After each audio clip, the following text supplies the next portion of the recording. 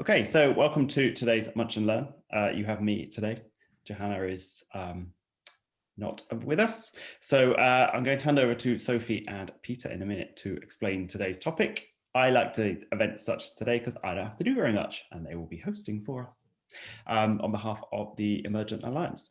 So I think we've got some new faces today. So it would be wonderful if we could just do a quick introduction, and it also saves me writing your names down because I'm recording this. So I'm going to start with myself, Liam Henderson, Chair of the Rail Innovation Group. Can we go to Peter? Yep, Peter Hicks, Director at Open Train Times, and stupidly busy despite the lockdown. Ian Rush. Yes, Ian Rush, Principal Consultant at Data and Process Advantage. Thanks. Adam Sargent. Yeah, Adam Sargent, Network Rail graduate working for the East Midlands route. Person calling themselves Chris. Yeah, hi, I'm Chris. I'm founder of Passageway. We do real-time public transport digital signs with wayfinding, and at the moment we're doing real-time COVID-19 digital signs and looking for trial partners. Great. Gary Locke. Hello. Hello, good afternoon. Good morning. Hey. Where are you from, Gary? I'm from UR Group. We're a supplier of digital enablement solutions to Roscoe's and TOCs, typically to enable PIS, Wi-Fi, that kind of stuff. Great, thank you. Leo? Hi, I'm Liam Cruzy. I'm a PhD student, but I also do analytics and mapping as well. Thank you. Leo Inui? Hi, I'm Leo Inui. I'm a senior consultant for TXC and working as a business analyst for Network Rail and RSIT in the trains portfolio. Thanks. Andy Bush? Hi, I'm Andy Bush. I'm an IoT consultant, business development. I've done some work for Iotic in the past, so really interested to see progress. Hi, Sophie. Andy Gillum? I thought I'd start my video as well. Hi guys, hey Liam, how are you doing? I'm Andy. I work at Telefonica. Our team, O2 Motion, uses derivations of network data to help organisations better understand travel patterns across the UK rail network. Great. Anna Mordet? Hi, I'm Anna. I work in bridge management for Hitachi Rail, a train manufacturer, well, I'm sure you know, with a beautiful train behind me. Andy Seaborn? I'm a data systems architect at Iotic. Thank you. Brogan? Brogan Palmer? Hello, I'm the executive assistant and office manager at Iotic. Great, thank you. Clemens Bartlome? Yes, hi. I work for STC and we sell train tickets. Thank you. Deb Carson? Deb, I'm muted because her tradesperson around, but Deb is the leader of the Rail Innovation Group, who's got some trade people around today. Emily Kent? Yeah. Hello, I'm Emily Kent, co-founder of One Big Circle and specialist in intelligent video. We've got our AVA devices out and about collecting video data from across the network and applying machine learning to that to derive more intelligence. Thanks. And Emlyn? Hi, my name is Emlyn. I'm the business development executive of Junction, and we provide intelligent digital rail apps and state-of-the-art operations control room software for use by TOCs. Great, thank you. Hayden? Afternoon, everybody. Hayden Sutherland from the Open Transport Initiative, dealing with open standards and interoperability of customer accounts using open standards. Hayley? Hayley McQuaid? Hello, sorry, couldn't find the mute button. Yeah, Hayley McQuaid. I'm an assistant innovation and value manager at Houston Station for Maestro Vados with HS2. Thank you. Just put someone else in. We have, I've lost track of where we are. Ian Rush. It's Ian Rush again, Principal Consultant, Data and Process Advantage. Thanks. Jack Clifford. Hey, I'm the marketing guy for Junction, which Emlyn just described a few minutes ago. Thanks. James Fox. Hi, I'm James Fox, Commercial Director of 3 Squared. We develop operational software for the rail industry called Rail Smart. Great. Larry Faulkner. Hi, yeah, I'm Larry from Cogitare. And just to try and start my video, yes, and we are a software house who specialise in sort of performance measurement software that integrates things like black box, GPS, signalling, and infrastructure data and passenger data. Thank you. Pablo Garcia. Hi, Liam. Good to see you again. So my name is Pablo. I work for McLaren Apply within the transport team as a product manager. Thank you. Simon Brown. Hi, Simon Brown, Managing Director of Opal Rail. We're a management consulting and advisory business that helps clients with strategy development and capital raising. Thanks. Sophie Peachey. Hi, yes, I'm Sophie Peachey from Iotic, Head of Customer Success. So I'll be presenting today, and I've got a couple of members of the team as well online in case I need support. Thank you.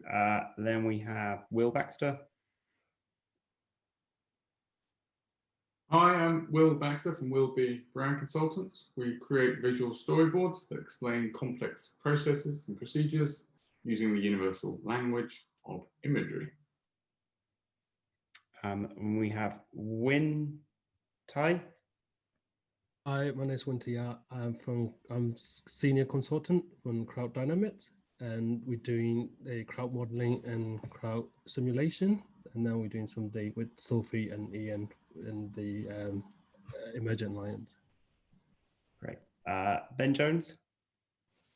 Hi, my name is Ben Jones. I'm Business Development Manager for Shouting Backman UK, and we deal with ticket machines and gates and ticketing in general. And Shouting Backman are our newest members, which I'll be promoting later. Welcome. And I know some people joined as I was going through this, so if you haven't introduced yourself, can I ask you to do it? Do so.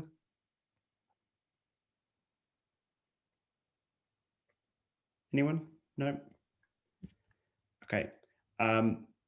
Matt Devine. Have you introduced yourself? No. Okay.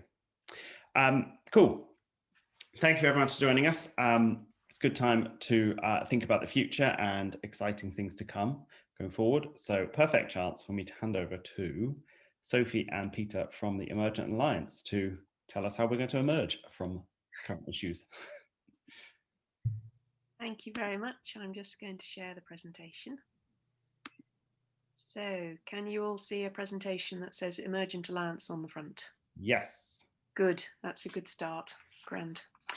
So as mentioned before, I'm Sophie Peachey from Iotic, and I'm here to talk about the rail challenge that was set for the Emergent Alliance by RSSB.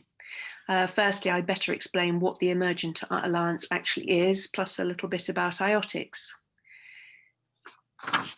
The Emergent Alliance, it was conceived by Rolls-Royce's R2 Data Labs. They were inspired by its contribution of its engineers in supporting the pandemic's early ventilator challenge, and the data analysts decided they wanted to make a difference as well. Understanding economic and supply chain recovery is vitally important for an organisation of Rolls-Royce's magnitude, and it was aware that it was not alone in needing to understand the process of recovery. This impacts every one of us. Tracking recovery is a challenge from inside a single organisation, relying upon only its own information and resources. For a global challenge, you need a global reach. For data, capability and resources. The only way to achieve this is to collaborate.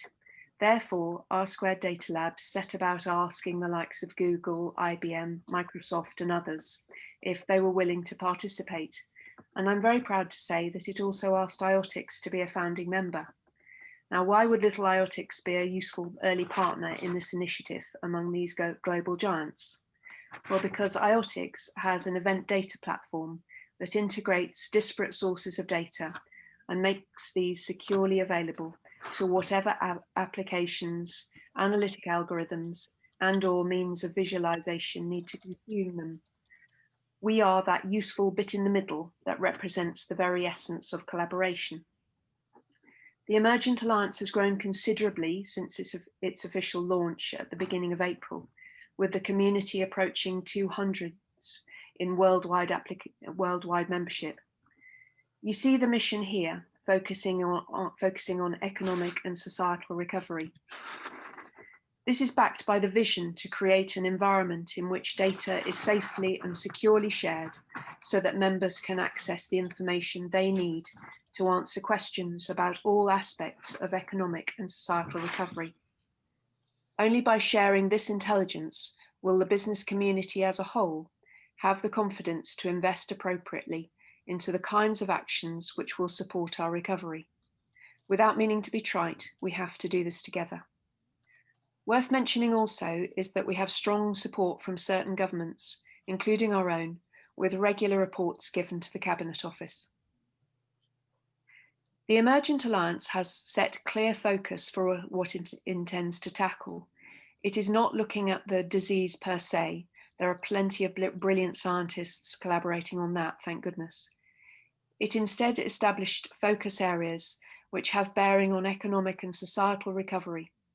Organisations were asked to offer challenge statements against the themes that you see here.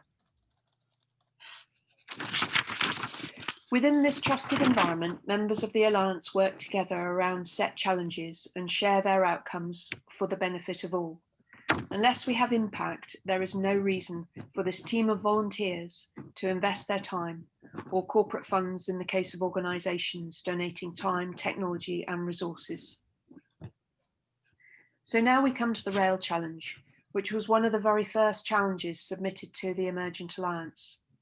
RSSB set this challenge and has donated considerable effort into its direction.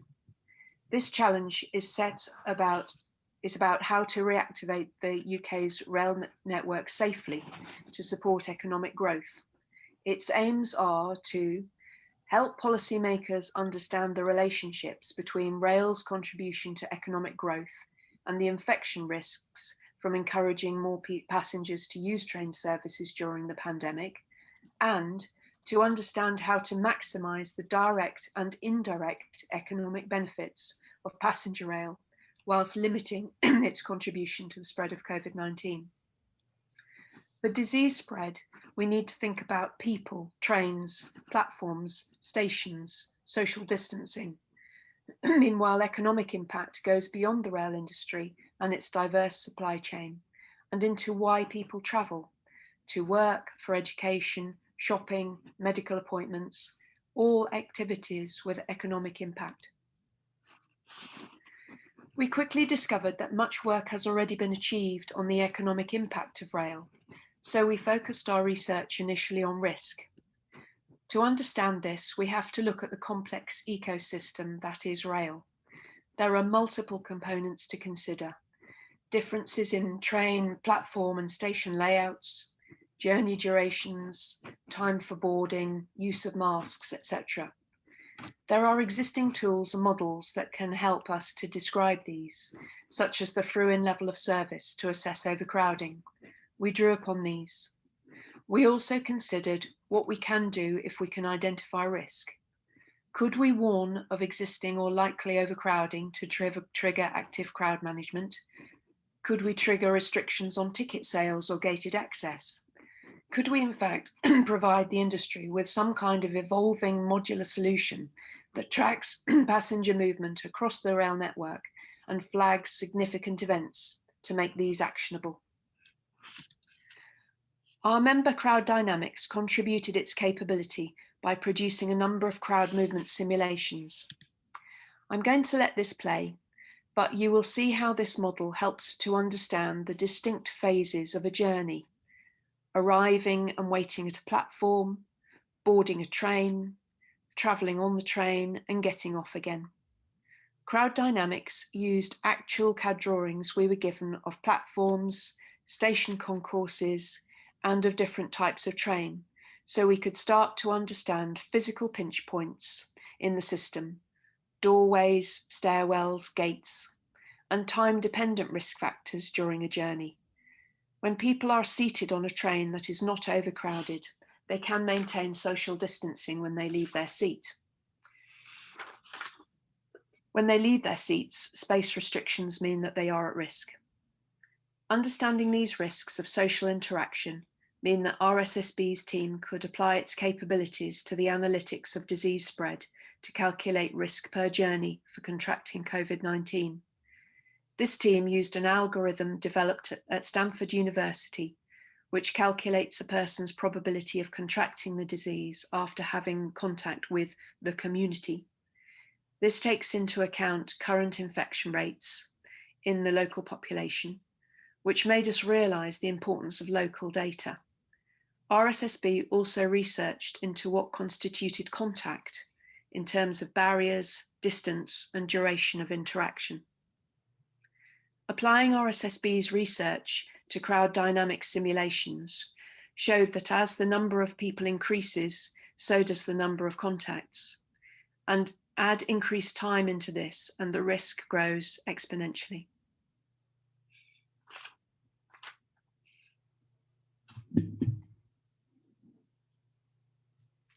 So how do we apply this? We decided to use Iotic's technology, an event data platform, to model a complex system that is rail. Using digital twins of specific assets, and then applying the multiple relevant sources of data to these digital twins. Again, I'm going to let this play. This shows how we first programmatically create digital twins of the platforms in one example line. The team chose the line from Milton Keynes coming into Euston Station. You are seeing Iotic's interface for modeling twins, which incorporates semantics, so you can define the asset and describe the feeds of data it might have or consume. It also shows the access permissions so that the solution operates securely.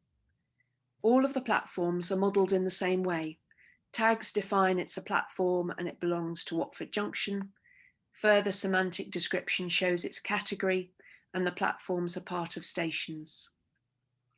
As the semantic description of what data the platform is sharing calls a public ontology, we can see that it provides a simple number count, which we expect to be the number of people on the platform. Why start with twins of platforms and not stations? Because we need the platforms to update the station about changes in numbers, so that the station can then have an understanding of people count across the station. When we automatically create the twins of stations, they use semantics to find and bind automatically to their platforms and create what we call constellations, related digital twins that can share data securely. You can see that the platforms are each sharing one feed of data, but that the station has 10 feeds going into it from each of its 10 stations. The station has one outbound feed, the total from each of those platforms. You will see in passing that we have got Bletchley Platform 1, Milton Keynes Platform 2A, Watford Junction Platform 4. We've modelled each platform for each station. Once again, semantics and ontologies help with definition and understanding. Now, currently, of course, we're using synthetic data. So we're simulating data to feed this model. We have been given some data by certain providers, for which we're very grateful. But we need to build this out by using some more example real data feeds. And that's one of our asks here today. The next piece in this model is the train, and we show this manually for the purposes of explanation, although obviously this will happen programmatically as well. Trains also have numbers of passengers. As a train goes from Watford Junction to Milton Keynes, it needs to bind temporarily with the platform at Milton Keynes so that it can share and receive data. It needs to share data about alighting passengers and receive information about boarding passengers. By showing you this manually in the UI, you can see that how we can make and broker these interactions. We create the new thing, which is the train. It binds to the controls of a platform so that it can update numbers. When it finishes sharing and receiving data between it and the platform, it breaks the connection and heads on its way to the next station and platform, a transient connection. Our next steps are to integrate real sources of data into these models, from passenger counts on platforms or trains, ticket sales, train load to infer passenger numbers, whatever we can get, so we can see how this interchange of data can work in real time. We have certainly learned elsewhere that having multiple sources of data to validate and verify is beneficial. Each member of our team brings special skills. You've heard about some of these already. However, we would not have got very far without Peter Hicks from Open Train Times, who knows so much about train movement, behaviour, and how the whole rail network fits together. We are totally reliant upon engineers like Daniela De Souza from Heritage Robotics and Giacomo Scarabello from Rolls-Royce, one from the US, one from Germany, who put hours of effort into programming. Our gratitude goes out to Porterbrook, Stephanie Kletcher in particular, and Simon Rennie from Siemens for seeking out sources of data for us. We're also absolutely open to new members of the team, especially those with Python coding capabilities or with data. We also benefit from our team's abilities for outreach, promoting the Emergent Alliance and our challenge across different media. As I've indicated, our primary drive at present is to secure sources of data that can feed the models we have created, so we can validate these and iterate towards a solution which will benefit the entire industry. Thank you for listening, and I'm happy to take any questions, although I may defer to other members of our brilliant team if you ask me anything too technical. Thanks, Sophie. Do you want to, Peter, are you contributing in, sorry, are you saying anything, or is it? I'm here to answer the difficult questions. Right. So who has a difficult question? Just going to go on to the gallery view. Who would like to ask a question? Hayden, looking at you with your confused face. Okay, I'll throw in a question straight away. You're entirely supported by voluntary contributions and gifts of people's time, such as Peter. Correct. Yes. Yes. And it can be individuals or it can be companies. So obviously some of the larger companies are committing resources, but we've got a huge volunteer network of just individuals from across the world who are supporting this. Okay, and are you using purely anonymous aggregated data sources and not actual human being data? So you're using assumed data rather than real data, or actual individuals, personally identifiable information? We fortunately have Open Data Institute plus other brilliant people of that ilk who are either founder members or have become members. We are absolutely after real data. Through technologies such as Iotic's capability, we can make sure that sources are anonymized and are made available in a secure way.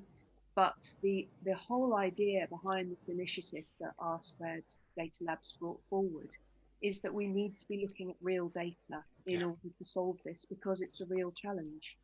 And data is hidden in all sorts of different places and locked into all sorts of different silos. And it's only by busting out those silos and agreeing that actually for the common good, we need to be making some information, not all information, but some information available, that's how we can start to understand what is going on. Okay, thank you. And I've got one final question, and you can say, no, you don't want to answer it. How supportive have RDG been in providing you with accesses to data, for example, gate or ticketing or other forms of data? RDG was involved in the very early stages. We haven't had a huge amount of data, in all honesty, directly from RDG. They quite understandably pointed us at the open sources that Network Rail has already made available. We as Iotics were already using some of those anyway, because we're working on another entirely different solution with Rolls-Royce Power Systems. And obviously, given that Peter's on the team, Peter's been able to support with accessing those. But we really are trying to push the industry as a whole into releasing some more data so that we can start to understand the picture. Yeah, because there's quite a lot behind the scenes that could really help you build up a more informed, enriched picture of Yes, of what's happening. Yes. And you know, and we're very, very well aware that we are not the only initiative trying to address this, and there are other solutions that have tried. I'm aware that we've got a member of the telecoms industry on the call, and obviously data from mobile phones has been used to try and track people across the network. What we have discovered, as I mentioned, is that we've discovered we really need multiple sources in order to validate and verify, because nothing yet has proven to be wholly reliable. You know, if we're using stuff like sensor data, it fails, it falls over. Certainly in the other solutions that we're looking at with Rolls-Royce that are to do with rail, we are trying to layer in multiple sources so that we can have sort of a build-up of understanding of truth, you know, which is the most reliable source, and if that fails, what do we drop down to next? But also having that ability to validate. So we're not trying to reinvent any wheels at all. If somebody else is doing any aspect of what we're doing far more brilliantly than us, then brilliant. That's the point at which we step away and go, great, let's use them for that bit. We'll do this bit. We'll try and carry on with the bit that's tough to do.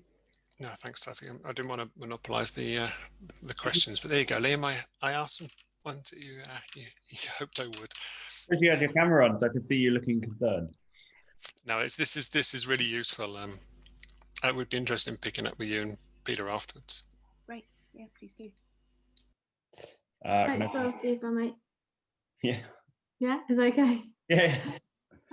Yeah, so first of all, thanks for the presentation. I've actually quoted your work a lot because I read about it in the summer and I thought it was brilliant and really helpful to sort of bring people back to rail. And obviously we've seen that it's been widely published and a lot of newspapers picked it up. So yeah, thanks for that. I was just wondering, and you may have said, and apologies if you have, is this was this driven out of a response to COVID, and how can we make journeys safer with regards to COVID, or is this going to be for the long term? Because I think crowd modeling and simulations and crowding is going to be a long-term interest for our passengers. So I was just wondering, maybe you said that. Thank you. No. So certainly, as far as the Emergent Alliance is concerned, it will continue for as long as the recession continues. So if we've had 2 quarters of growth, then Emergent Alliance will cease to be and feel as though it's done its job. However, the Emergent Alliance fully recognises that technologies and solutions will be developed out of this, which potentially should have legs afterwards. And it's absolutely up to therefore the different members to push that forward. And yes, we fully understand the excitement that actually if we could crack this, then this could really benefit the whole industry going forward for all sorts of different reasons. And we're very happily working with Hitachi on a different project with Rolls-Royce Power Systems, looking at other ways that we can support the industry. So yes, we would love for the industry to pick up on this and for it to become something that is broadly useful to everybody. It shouldn't just belong to a small group within the Emergent Alliance. If I may, who would own this at the end? So everybody retains the IP that they've put in. So obviously there's background IP that's being brought by the likes of Iotic and Open Train Times and Crowd Dynamics on the call. So foreground IP has yet to be worked out. So we would need therefore to have the commercial discussion at that stage about how we do that, or whether it's something that actually is far better in the public domain. There will certainly be cost implications for pieces of technology that are being used, but that needs to be sorted out. Right now, we are quite simply doing this for global good.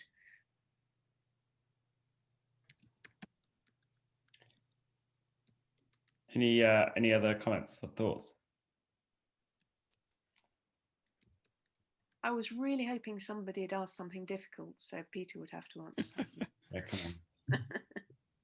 I don't think I can think of a question difficult enough to challenge Peter, I'm afraid, but I was going to ask an obscenely simple question, really, but it's probably not a simple answer. What's the best way we currently have of understanding the genuine passenger usage of our trains?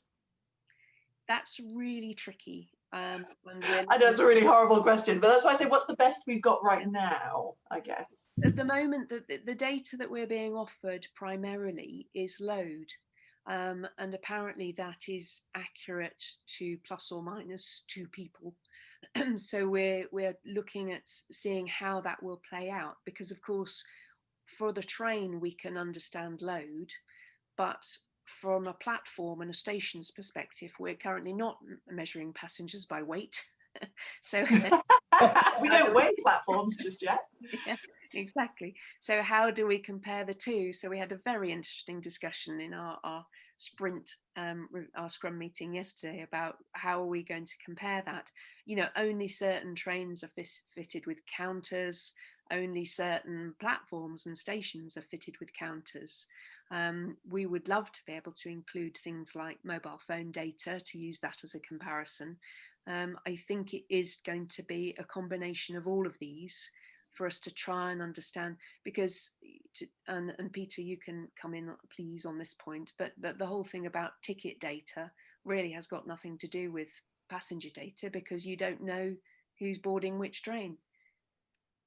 Yeah, that's a very good point. What we've found with data from Lennon is it will show the number of tickets sold and where to, but unless it's advanced purchase ticketing, it doesn't say what service the person got on, which carriage they got on. So it's not as useful as we first thought.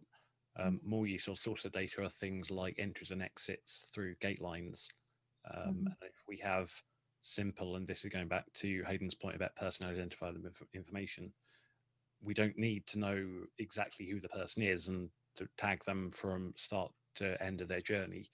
But if they say touch in with or use a paper ticket going from Watford to London Euston, then at the time they've entered the station, we can say they are probably going to get the fastest service down to Euston, so infer that they're travelling on that train. It won't be 100% correct, but the architecture we've come up with doesn't rely on everything being precise. It relies on being accurate to within within a certain amount, which is better than what we have at the moment, because we can always go back later and make things better. But Peter, what about the ITSO tap data, the 209, 210 data that you get back from an ITSO transaction, an ITSO tap in, tap out? I'm not an ITSO geek. I've read the spec and it was great for coming up to sleep. Very comprehensive. If we had data such as taps in and taps out, if it was a point-to-point ticket on ITSO, awesome. We could work with that data. Even if it was just a zonal ticket or a pay-as-you-go ticket, we could probably work out where the person touched in, where they touched out, do some work on there to remove individual people going from one place to another, and infer a volume or number of people going from one place to another and add that into our figures. I mean, as I said, the architecture we've come up with doesn't rely on having specific data sources other than the timetable and train movements. It's extensible, so it's basically whatever data we can get. we can integrate through the Iotic space into the model and come up with useful insights analysis.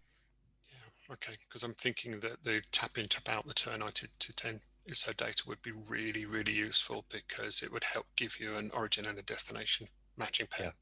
Yeah. But I guess that's the challenge, isn't it? With a closed system, when you have a tap in, tap out, and there's a gate line, it's probably, I say easy, but at least it's a bit more straightforward, because you have the number of tap ins and then you've got the weight of the train. That's what they do in Tokyo, actually, with the Tokyo Metro. So Hitachi system, and that's how they sort of manage the crowd simulations. So it's actually real-time data. So they look at how many people are on the system versus how much does the train weigh, and that's how they deduct how busy the system is. And then they send notes to your app, and you can see, do I take that train or do I take the next train? But it's a closed system. So how do you do it on an open system? That's the challenge you're having, I guess, right? Because you don't know how many people are actually there, because the trains don't have counters. And unless everyone's got their mobile phone turned on saying I'm on that train, you're not going to know. Although my mobile phone data from a project I did a few years ago with GTR isn't awfully precise either. And commuter, yeah. Because, I mean, unless you look at all of the mobile networks and you've got the analysis work going on the mobile telco side to very accurately say exactly which train somebody's on, you will only get a broad figure. So just with the work we've done, it needs baselining. Everyone needs to understand the inherent, not inaccuracy, but the sort of how far above or below reality it could be.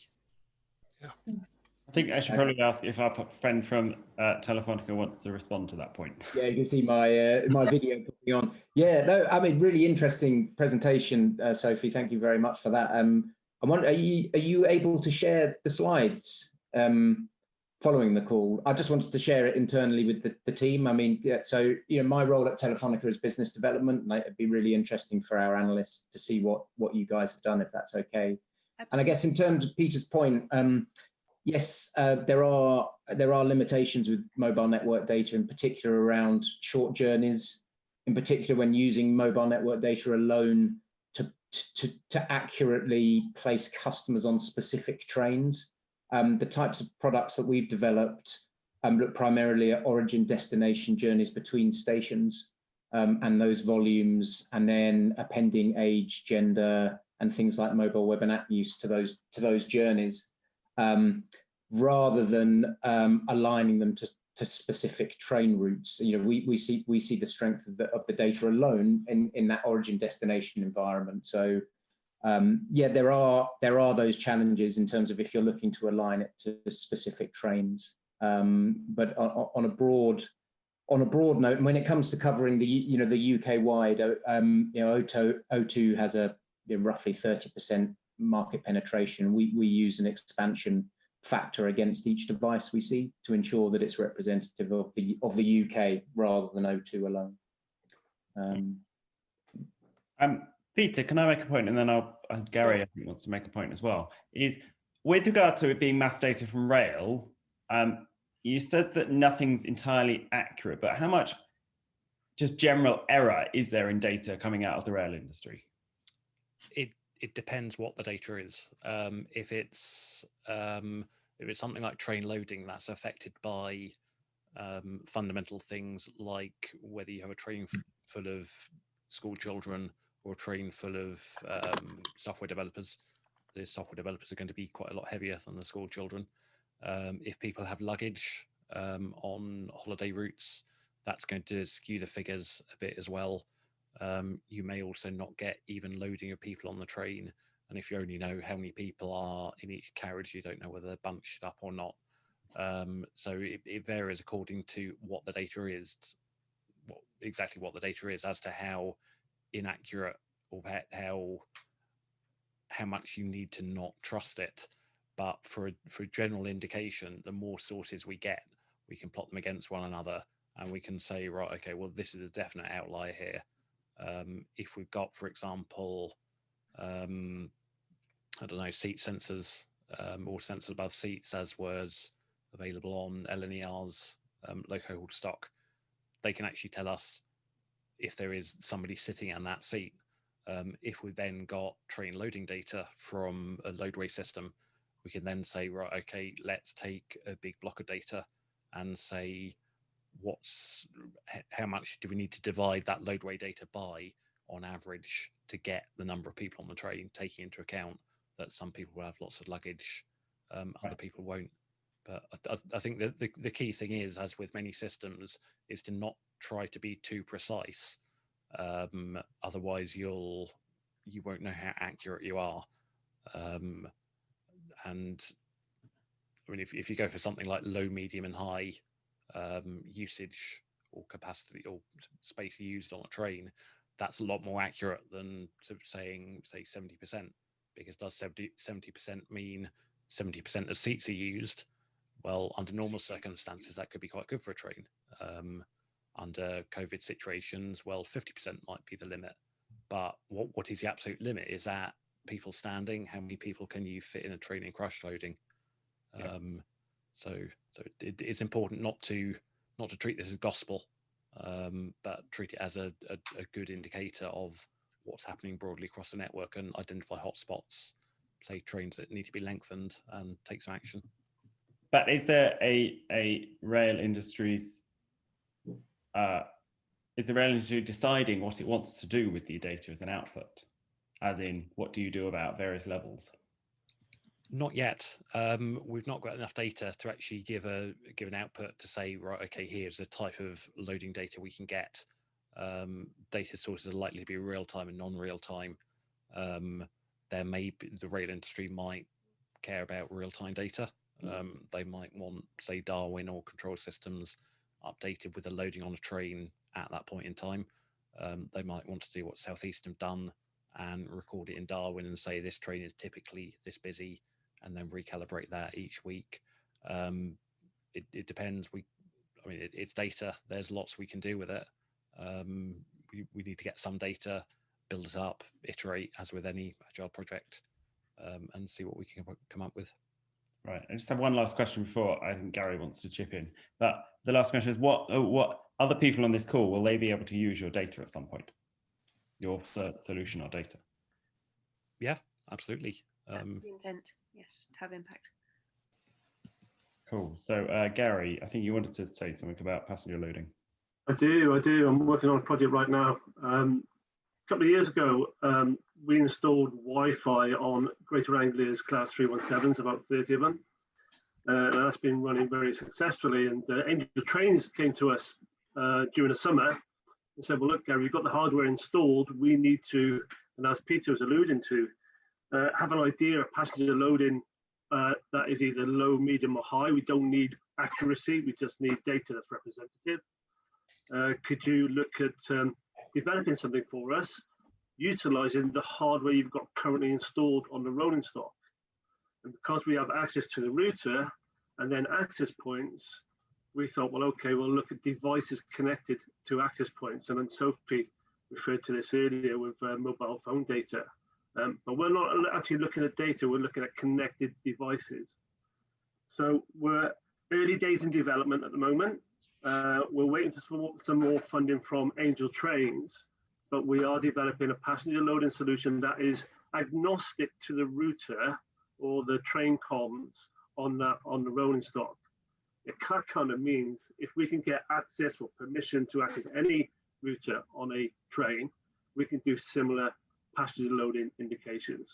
And we can represent heat maps as well and going through a journey. But what we have to do is understand the data. We're getting real data. Now, I go on a train with a mobile phone, a laptop, and I go with an iPad as well. And that's 3 devices. So I need to understand the likelihood of, if I see 100 devices connected, how many people is that likely to be? Is it 30? Is it 100? Or is it 70? So we're at that stage of actually doing real testing at the moment, being supported by Greater Anglia. So I wanted to share with you what we're doing, and it might be useful to you guys in how you're developing. I just want to say that. Thank you. And if I can ask a question back to you, are you just looking at the number of people connected to the Wi-Fi network on the train, or are you looking at the number of Wi-Fi devices Yeah, absolutely right. We're looking at MAC addresses really, and there's a challenge with that now because MAC addresses keep changing. Yep. So it's nothing to do with the individual at all. It's all to do with the device. Nothing to do used on that phone. It only is that device connected, and you know yourself that when you a device looks for access points and already is communicating because it can see that access point is there, and that's all we need to know. So yes, I could have 3, 4 devices that's connected, but I'm only one person. But we've been asked and not by Angel Trains, don't give us accurate data. It can only be representative data. I don't need to know exact number that's there, but is that train full or getting full, or is it nearly empty, or is it somewhere in the middle? And that is useful enough information with that information alone. So just letting you know where we are. And if I can help anyone else, please get in touch. And can you tell by carriage or just by train? Good point. That's a really good point. You can tell by access point, but sometimes you can connect to 2 access points if 2 access points are very close to each other. So maybe we can do a little bit of tweaking on the power of the access point to make sure that access point can only reach inside that carriage. We also know we have data that when a train's in a station, passengers who are on the platform are connecting to that train as well for a little while. So we're saying, well, okay, the most important data is between journeys. But even between journeys, especially through the London area, we're seeing a little bit of data coming from maybe a big office building that's right next to a track, for example. So yes-ish is the point, but we're early days in actually qualifying the reliability of the data. But it's actual data. It's rather than,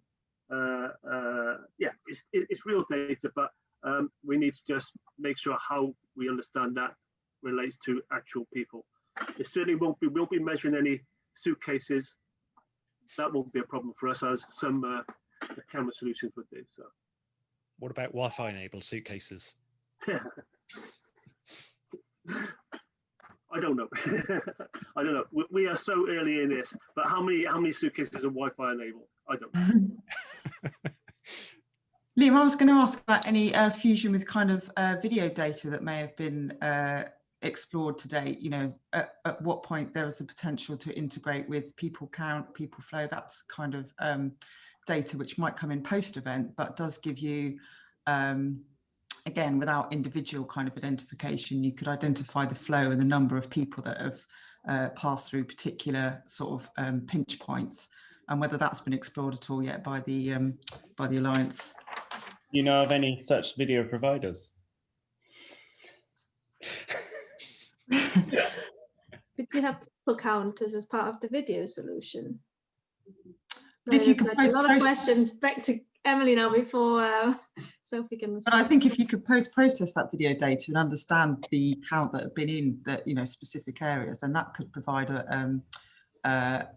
a kind of a data that verifies on the connectivity as well, and that starts to give you an understanding of, as you say, it's 3 connections, 1 person, and it starts to give you that ability to balance out those numbers that you might have and kind of give a bit more corroboration on what you've been actually getting in by that data. That's a comment I was going to make after Gary's comment there. What I've done quite a lot of work on indoor location services, and one of the problems you're getting now is what Emily just said, that, you know, I've got an Apple Watch on me which has got Wi-Fi enabled, I've got a laptop and I've got a phone, and probably will have more.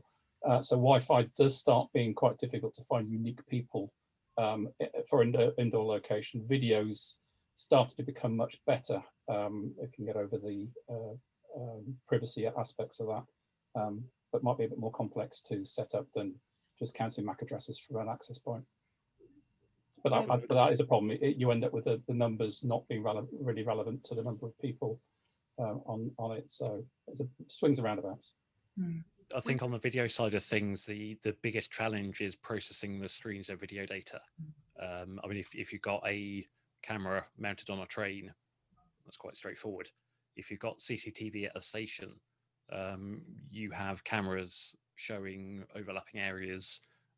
You'd need to program something up that runs at the edge that doesn't actually take the data off site, that retains privacy by analyzing the video locally and then providing a stream of data back. and probably configure that system to say, right, well, don't look at this area, or look at this area, or these areas of these videos are the same, so only count this once. But I mean, with the rise of IP CCTV cameras, I don't know, it might be something that could be done with TensorFlow or something, with low-powered devices at hub stations. It's certainly one to look at, because more or less everyone has a head. So if you count the number of heads, you've got the number of people. Isn't there anything like a LiDAR or infrared sensor you could use at a station or on a train instead of actually in people's faces? Would that help with the privacy issues? If you have a LiDAR scanning for heads. Well, some of the trains do have you do almost shadow counting. And the fact that you break the beam as you come on at 385, and you break the beam, it detects a shadow more than anything else, and so it doesn't count the head. But then if you walk on with a pram and that, and a human being, that's two individuals, and everything is prone to inaccuracy. So it's, as Peter and Sophie said, if you have to triangulate or cross-triangulate across multiple different sources of data to try to get to a most accurate one. Yeah, some of the in-building people counters, as you probably know, use infrared blob technology. So that's good because it differentiates between a pram and a person. So he's a warm head. Does discreetly see it is a head and not, something else, and then counts it. And they're getting really quite accurate now. Can't you put them over people's seats to see where people are sitting and what seats are occupied? Yeah, you can put them anywhere. Typically, they're used in buildings to look across an office space and work out a number of people in an office when they're stationary, but also people moving through an office. So they certainly can. Just to jump in as well, if you look at on YouTube for the Transport for Wales cohort 2, the labs, this time round was all about exactly counting with videos. So they blank out the faces with the algorithm, and actually they have quite a lot of, I think about 4 or 5 companies did this, where they're putting the cameras on the trains and they're counting people sitting down in and out the stations, in and out the trains. And so getting, as Andy said, very, very accurate, very quickly. We did a project actually with a construction company last year that involved using visual recognition technology. In that particular instance, we weren't looking at people, we were actually looking at a site safety board and items being taken off it and brought back. But as Peter described, there's no need to transmit the entire big fat video image. It's if you can do the processing at the edge and identify what it is you need to identify, and then simply transmit that tiny bit of information which says that this has happened, this event has occurred, then you've made something actionable out of a recognized event. So that can work very well, but as described, it is a matter of yes, how to identify a person and how not to continually repeat counting that one person, particularly if you've got members of staff, for example, moving backwards and forwards between platforms. Right. I'm conscious we've only got 4 minutes left, so I'm going to claim the last question, if I may, which is generally, Peter and Sophie, what are the long-term implications of knowing far more about passengers on the network? Positive or negative? Generally, what's the legacy of all this work? I think the legacy is that we will have the shake-up in the rail industry we need to say, right, you've got open data nailed, but look at the data that is available, but not maybe outside the industry. Gather it together and look at working with it. On a pure train loading perspective, if fleet planners know that some trains are exponentially more busy on certain days, they can move carriages from lighter used services to other ones with confidence, rather than having to do it at a timetable change or based on long-term trends.